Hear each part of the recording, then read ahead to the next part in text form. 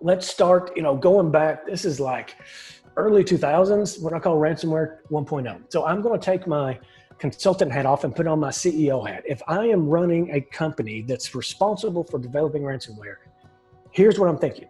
All right, ransomware 1.0, it was way too much work. From a business perspective, and ransomware is nothing more than a business. They're doing this to make money. It was a really high cost per conversion for a prospect to make them a client. The customer retention was terrible because we had a crappy product, and there's just extremely low return on investment. It relied on a lot of pressure and dishonest sales tactics, and there was just no urgency for this actual product. So again, this was early 2000s, and here's an example. Your computer was blocked. All activity on this computer has been recorded. This is what they're saying here is you've been surfing porn, and you know what? You're going to have to pay us. Otherwise, we're going to tell people. So downloading of copyright material or whatever, we've made up something. We can all agree that this is a bunch of crap. It didn't work. Some people paid, but most people didn't.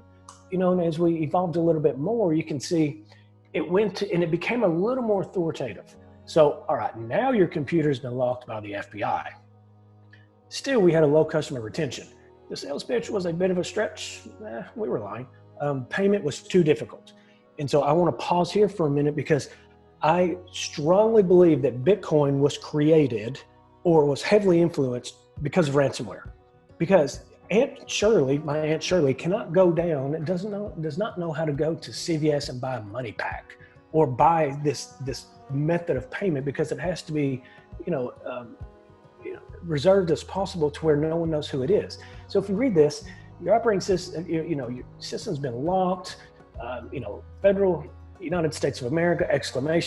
Made up some law. Your IP address was, visiting pornography. To unlock your computer, pay $200. Side note, if you're in trouble with the FBI, $200 is not going to get you out of that problem.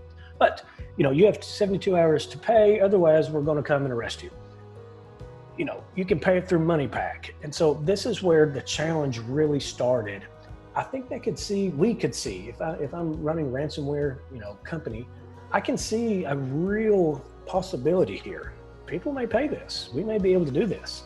We're getting a little bit of uptick. We're getting a little bit of revenue, but man, I had to pull my guys off of Home Depot, with this, credit card scraping malware to develop this, and I need to get this return.